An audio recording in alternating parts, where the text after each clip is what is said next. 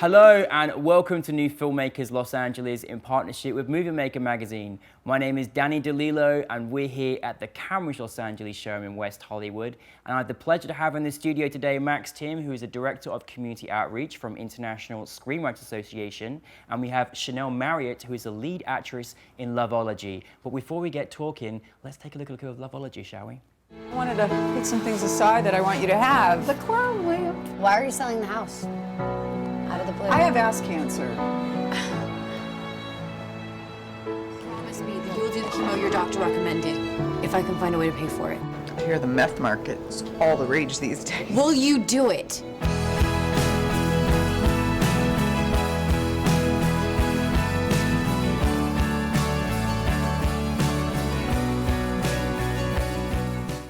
Thank you so much for being in the studio today. I've got so many questions to ask you both, but firstly, what a fantastic job you did in Loveology. Thank you. Really very good.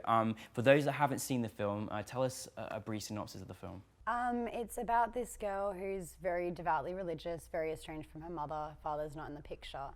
And she finds out her mother gets cancer, which kind of brings them back together and goes through this series of ways of ideas to come up with the money to help fund her mother's treatment.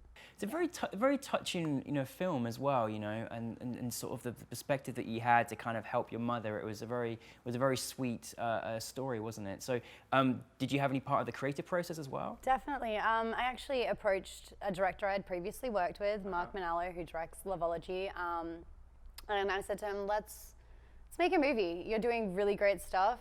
Let's make a feature film. So initially Loveology was supposed to be a feature. We wrote the feature film script, we came up with concepts. Well, actually Mark came up with 5 concepts. And then out of the 5, we kind of mulled over the different ideas that he came up with, and we chose virgin auctions, which then fed into how do you build a story around this idea? Right. So we went through a bunch of drafts on the feature, and then it got to the point where we're kind of looking at like funding and going, we would probably need a lot more money to make a feature film. Yeah. Obviously. So we decided to make a short film with the money that we did have, and just do the best we could with that. And then we had the feature film script at least there if we wanted to pursue that. Well, that's really good, because funny you said that, because I think everyone was like being left to want a feature. Like, we fell in love with these characters, we want more. So I'm glad that you mentioned that.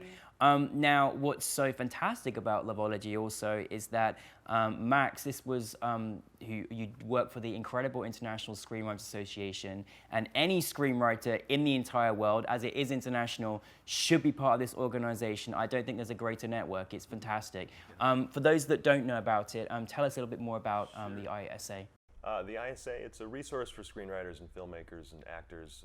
It's primarily a website, networkisa.org. And we try to call as much information from around the industry and put it in one place, from contests to writing gigs and generally opportunities for people working in the creative industry, primarily, obviously, focused on screenwriting. Yeah, it's truly amazing. Such an incredible resource, I think lots of people come to Los Angeles and, particularly writers, and it's a very, very hard to get your foot in the door and to have that sort of support mechanism. Right. And you've got an amazing group of staff as well to help you. It's truly fantastic. But it's through, there's a connection here, isn't there? Right. You actually chose Loveology as part of your selection. Right. I wasn't lucky enough to work on or write on Loveology, but New Filmmakers came to us, and then I think it was a little bit of both, because we worked with New Filmmakers in sponsorship in a lot of different ways, but we had 10 short films that we were looking at, and I loosely use the word judge, but we were trying to whittle them down to the 4 best so that we can present them as programming at your monthly festival, and so we did, and all 4 that we chose were just so well done and just so well executed, and all 4 of them had a perfect amount of subtlety, and it's what I mentioned at the event last night, and subtext. And what I love so much about Loveology is that it's a good use of money, because you weren't just making a sizzle reel trying to sell the idea, you were actually telling a story within a 20-minute time frame, but it also could then be extended into a feature. And a lot of filmmakers and writers don't necessarily think that way. They think they have to have a contained story, which you do in some ways. but in the market today, you really have to be thinking longer term. Yeah. Because short films they don't live for very long in wherever you present them. So it was smart. It was very smart. Now, you know, it's amazing when it is up there. What does it feel like? You know, obviously with the ISA and then new filmmakers to have the film selected, on the big screen. What's it feel like at NewFilmmakers LA? It's honestly, it was fantastic because when I first moved to LA back in 2011, we joined NewFilmmakers LA, so we were members for like the longest time. And then. Yeah, so when, So you're of alumni course, now, look at you, there you go. so when we, of course, had a film, we're like, submit to NewFilmmakers, let's do it. And yeah, seeing it on the screen, definitely like at the building that we were at with the rooftop bar and everything, it's really nice. It's really nice to just have that recognition and something that is, I do have history with. It's just really nice. I think, obviously you're from the beautiful Australia. What piece of advice would you have for any actress that would like to follow in your footsteps? Get a good entertainment lawyer as far as like immigration. Like immigration attorneys are absolutely key if you're coming internationally here. I would not have been able to put everything together and ensure it was done right and actually be able to stay here if it wasn't for having a good like immigration attorney.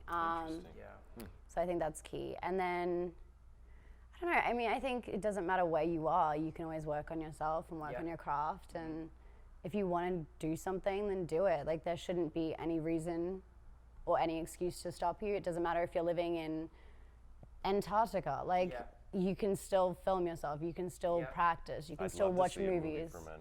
Yeah, right? No, that's really a really important piece of advice. I think no matter where you are, you can film, and certainly if you're international, me being from Birmingham, Alabama, it's very important. But no.